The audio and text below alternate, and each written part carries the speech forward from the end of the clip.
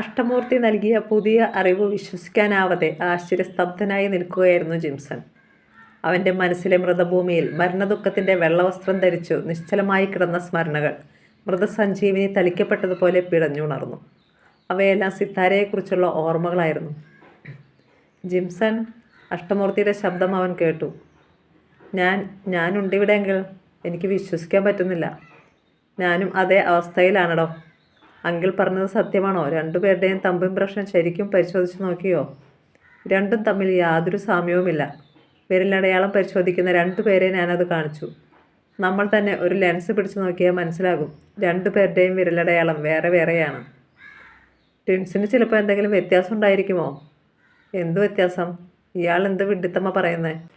Mister Jimson, Naomi മുദ്രപത്രത്തിൽ പതിച്ചിരിക്കുന്ന thumb impression അല്ല ഇന്ന് വൈറ്റ് പേപ്പറിൽ നയോമി തന്ന തമ്പ് ഇംപ്രഷൻ. എന്താ അതിനർത്ഥം? മുദ്രപത്രത്തിൽ അടയാളമിട്ട നയോമിയുടെ വിരലല്ല വൈറ്റ് പേപ്പറിൽ അടയാളം പതിച്ചത്. എടോ, രണ്ടും രണ്ടു പേരാണ്. ഇതിൽ ഒരാളേയുള്ളൂ നയോമി. ഇപ്പോൾ മനസ്സിലായോ? അപ്പോൾ തട്ടിക്കൊണ്ടു പോകപ്പെട്ട നയോമിക്ക് പകരം തിരിച്ചു വന്നിരിക്കുന്നത് സിത്താരയാണ് അല്ലേ അങ്കിൾ? ഡെഫിനറ്റ്ലി.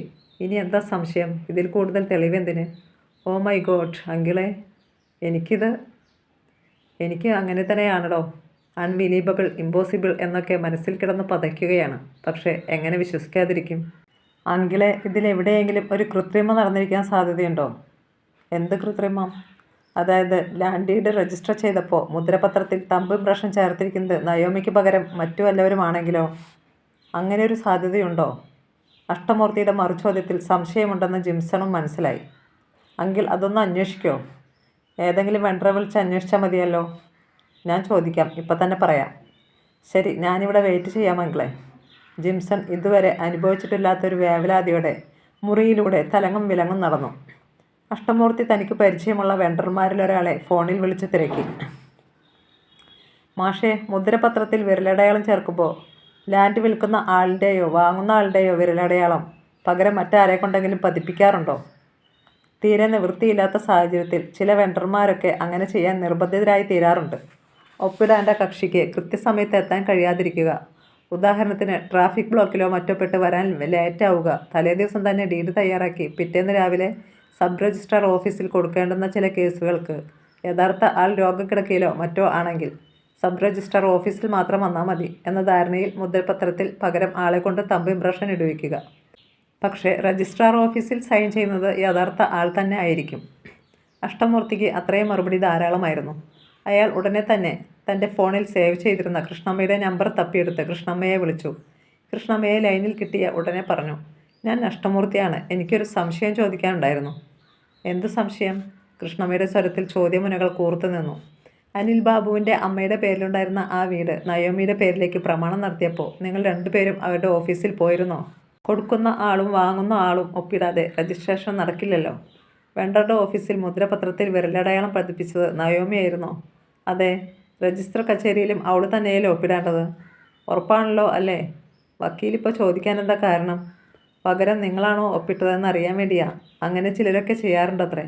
നമ്മുടെ കേസിന് ഒപ്പ് ഒരു പ്രധാന തെളിവായി വരും. നയോമി തന്നെയാ ഒപ്പിട്ടതെങ്കിൽ കുഴപ്പമില്ല, ശരി വയ്ക്കുന്നു. അഷ്ടമൂർത്തി അടുത്തതായി സൗദാമിനി അമ്മയുടെ നമ്പറിലേക്ക് ഫോൺ വിളിച്ചു. സൗദാമിനി അമ്മ ഹോസ്പിറ്റലിലായിരുന്നു. അവർ ഫോൺ എടുത്തപ്പോൾ അഷ്ടമൂർത്തി വിളിച്ച കാര്യം പറഞ്ഞു. നയോമി വെണ്ടറുടെ ഓഫീസിലും രജിസ്റ്റർ കച്ചേരിയിലും വന്നിട്ടുണ്ടായിരുന്നു. ഞാനും അവളും ഒന്നിച്ചല്ലേ പ്രമാണത്തിൽ ഒപ്പിട്ടത്. ഇപ്പോഴെന്താ സംശയം? നയോമി തന്നെയാണോ ഒപ്പിട്ടതെന്ന് അറിയാൻ വേണ്ടിയാ. സാരമില്ല, ഇപ്പോൾ ഉറപ്പായി. അച്ഛന് സുഖമായി വരികയല്ലേ? അതെ, സംസാരിക്കുന്നുണ്ട്, ഭക്ഷണം കുറേശ്ശെ കഴിക്കുന്നുണ്ട്. ഞാൻ പിന്നെ വിളിക്കാം, ഓക്കെ. അഷ്ടമൂർത്തി കോൾ കട്ട് ചെയ്തിട്ട് ജിംസനെ വിളിക്കാൻ ഭാവിക്കുമ്പോഴേക്കും നയോമിയുടെ കോൾ വന്നു. അങ്കിളെ, മുത്തശ്ശിയെ വിളിച്ചായിരുന്നോ? ഉവ്വ്. ഒരു ഡോക്യുമെൻറ്റിൽ നീ സൈൻ ചെയ്ത് കറക്റ്റാണോ എന്ന് ചോദിക്കാൻ വേണ്ടിയാ. എന്നോട് ചോദിച്ചാൽ പോരായിരുന്നോ? എൻ്റെ അടുത്തുനിന്നല്ലേ അങ്കിൾ ഡോക്യുമെൻറ്റിൻ്റെ കോപ്പി എടുത്തുകൊണ്ട് പോയത്. നിനക്ക് ഓർമ്മയുണ്ടോ നീ തന്നെയാണോ തമ്പ് ഇംപ്രഷൻ ചെയ്തതെന്ന്? തൻ്റെ ഓർമ്മ നശിച്ചു പോയില്ലേ? അതുകൊണ്ടാണ് നിന്നോട് ചോദിക്കാതിരുന്നത്. ഓ, അത് ശരിയാണല്ലോ, ഞാൻ ആ കാര്യം മറന്നുപോയി. ശരി അങ്കിളെ, good night. Good night. Ashtamoorthy ദീർഘശ്വാസം എടുത്തു. ഫോണിൽ ഞൊക്കിയും തോണ്ടിയും നയോമി അതിൽ തന്നെ മുഴുകിയിരിക്കുന്നത് കണ്ട് അനിൽ ബാബുവിന് ശുണ്ഠിയായി. നിനക്ക് എന്നോടൊന്നും ചോദിക്കാനും പറയാനുമില്ലേ? 2 ദിവസമായി ഇവിടുന്ന് പോയിട്ട്. തിരിച്ചു വന്നിട്ടും ഫോണിൽ തന്നെ. ഇന്നലെ തിരിച്ചു വരുമെന്ന് പറഞ്ഞു പോയതല്ലേ, വന്നില്ല. എന്തുകൊണ്ടാണ് വരാതിരുന്നേ? അതിനും വിശദീകരണമില്ല. നയോമി കസേരയിൽ ചാരി ഇരുന്നു കൊണ്ട് തന്നെ അയാളെ നോക്കി. അനിൽ ബാബുവിൻ്റെ കിടക്കയിൽ നിന്നും അല്പം മാറിയാണ് അവൾ ഇരിക്കുന്നത്. കട്ടിലിലേക്ക് ഇരിക്കാൻ അനിൽ ബാബു നിർബന്ധിച്ചപ്പോൾ അവൾ അത് നിരസിച്ചിട്ട് കസേരയിൽ തന്നെ ഇരിക്കുന്നതിൻ്റെ നീരസവും അനിൽ ബാബുവിൻ്റെ മുഖത്തുണ്ടായിരുന്നു. എല്ലാം വിശദീകരിക്കാൻ വേണ്ടി തന്നെയാണ് ഞാൻ ഈ റൂമിലേക്ക് വന്നത്. ഇന്നലെ വരാതിരുന്നതിൻ്റെ കാരണം എസ്റ്റേറ്റിൽ ചുറ്റിക്കറങ്ങാൻ പോയ ഞങ്ങൾ തിരിച്ചു വരുമ്പോൾ കാർ ബ്രേക്ക് ഡൗൺ ആയതാണ്. എന്നിട്ട് എവിടെ താമസിച്ചു? എസ്റ്റേറ്റ് ബംഗ്ലാവിലെ ഔട്ട് ഹൗസിൽ. അഷ്ടമൂർത്തിയോടൊപ്പം? അങ്കിൾ മാത്രമല്ല, മരിയന്നറ്റോ എന്നു പേരുള്ള ആൻറ്റിയും ഉണ്ടായിരുന്നു. അവരാണ് സിത്താര മഹാദേവൻ എന്ന എൻ്റെ സഹോദരിയുടെ വളർത്തമ്മ. ആ കഥകളൊക്കെ നീ വിശ്വസിച്ചോ? സത്യം മുന്നിൽ കാണുമ്പോൾ അതിനെ അവിശ്വസിക്കുന്നത് എന്തിനാ? എന്താ നിൻ്റെ ഉദ്ദേശം? നീ ഒരിക്കലും കണ്ടിട്ടില്ലാത്ത, നിന്നെ ഒരിക്കലും മോളെ എന്ന് വിളിച്ചിട്ടില്ലാത്ത, മരണം വരെ നിന്നെ കാണാൻ ഒരിക്കൽ പോലും വന്നിട്ടില്ലാത്ത ഒരു മഹാദേവൻ്റെ മകളായി സ്വയം പ്രഖ്യാപിക്കാനാണോ? എന്തിനാ പ്രഖ്യാപിക്കുന്നത്? ഞാൻ മഹാദേവൻ നമ്പ്യാരുടെ മകളാണെന്ന് തെളിഞ്ഞല്ലോ. ജീവിച്ചിരുന്നപ്പോൾ അയാൾ നിന്നെ അംഗീകരിക്കുകയോ അന്വേഷിക്കുകയോ ചെയ്തിട്ടില്ലല്ലോ. എന്താ അതിനർത്ഥം? നീ അയാളുടെ മകളാകാൻ യോഗ്യയല്ല. ആ യോഗ്യതയില്ലാത്തവൾക്ക് മഹാദേവൻ നമ്പ്യാരുടെ സ്വത്ത് കൈവശപ്പെടുത്താൻ എന്ത് യോഗ്യത? എനിക്ക് ആ സ്വത്തിലൊന്നും ആഗ്രഹമില്ല. എൻ്റെ അച്ഛനെ ആരാണ് കൊന്നതെന്ന് തെളിയിക്കണം. അയാളെ ജയിലിലടപ്പിക്കണം. എൻ്റെ അച്ഛൻ്റെ സ്വത്ത് തട്ടിയെടുക്കാൻ ശ്രമിക്കുന്നവരെ ആട്ടി ഓടിക്കണം. അവർക്ക് എന്ത് അർഹതയുള്ളത്? പിന്നെ എൻ്റെ സഹോദരിയെ കൊന്നത് ആരെന്ന് കണ്ടുപിടിക്കണം. നിന്നെക്കൊണ്ട് സാധിക്കുന്ന കാര്യമാണോ അത്? അതിനല്ലേ അഷ്ടമൂർത്തി അങ്കിൾ? നയോമി, അതെല്ലാം അപകടത്തിലേക്കുള്ള വഴിയാ. എത്രയോ വലിയ സ്വാധീനങ്ങളുള്ള ബിസിനസ് രാജാവായിരുന്നില്ലേ നിൻ്റെ അച്ഛൻ? ആ അച്ഛനെ ഇല്ലാതാക്കിയില്ലേ നിൻ്റെ ശത്രുക്കൾ? നിൻ്റെ സഹോദരിയെ കൊന്നുകളഞ്ഞില്ലേ? കൊന്നുവെന്നല്ലേ നീ പറഞ്ഞത്? അങ്കിൾ എനിക്ക് തന്ന വിവരമാണ്.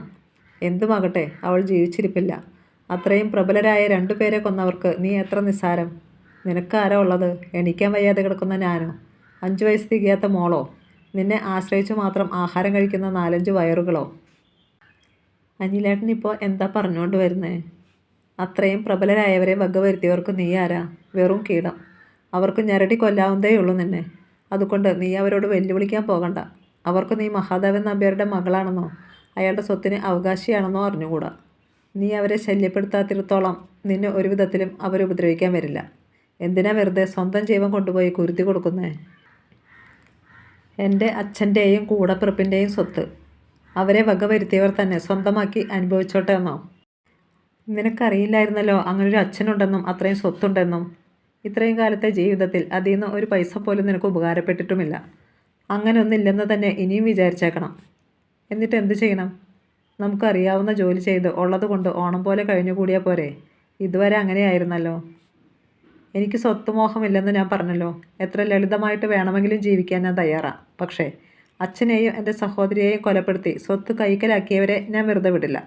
മരിക്കാനൊന്നും എനിക്ക് പേടിയില്ല. ഫൈറ്റ് ചെയ്തിട്ട് വേണം മരിക്കാൻ, അല്ലാതെ ഭീരുവിനെ പോലെയല്ല. നയോമിയുടെ ശബ്ദത്തിന് വീറും വാശിയും വർദ്ധിച്ചു വന്നു. അവളോട് വാദിച്ചിട്ട് ഫലമില്ലെന്ന് അനിൽ ബാബുവിന് മനസ്സിലായി. ഈ ഒരു കൊച്ചു കുടുംബത്തിൽ നീ ഒതുങ്ങിക്കഴിയുന്നതായിരുന്നു എനിക്കിഷ്ടം. നീ സിനിമ നടിയാകാൻ പോയതിനെ ഞാൻ എതിർത്തത് അതുകൊണ്ടാണ്. വീടിന് പുറത്തു നീ വലിയൊരു ജീവിതം കണ്ടെത്തിയ ഈ വീടിന് നിന്നെ നഷ്ടപ്പെടും. ഞാൻ അഭിനയിക്കാൻ പോകുമ്പോഴും അങ്ങനെയൊക്കെ തന്നെയാണ്. അത് സാരമില്ല, നിൻ്റെ ജീവന് ഭീഷണിയില്ലല്ലോ. ഭീഷണി ഉണ്ടായിരുന്നല്ലോ. അതുകൊണ്ടല്ലേ എന്നെ ചിലർ കിഡ്നാപ്പ് ചെയ്തത്. അങ്ങനെയല്ലേ എൻ്റെ ഓർമ്മ നഷ്ടപ്പെട്ടത്. അതോടെ അനിൽ ബാബു വാഗ്വാദം നിർത്തി. നയോമിയോട് ജയിക്കാൻ പറ്റില്ലെന്ന് അയാൾക്ക് പണ്ടേ അറിയാം. ഇനി ഞാൻ പോയി കിടന്നോട്ടെ. നാളെ രാവിലെ ഹോസ്പിറ്റലിൽ പോകണം. ശരി, അനിൽ ബാബു വല്ലായ്മയോടെ പറഞ്ഞു. നയോമി മുറിവിട്ട് പോയി. ജിംസൺ ഫോണെടുത്ത് വീണ്ടും വീണ്ടും വിളിച്ചു നോക്കി.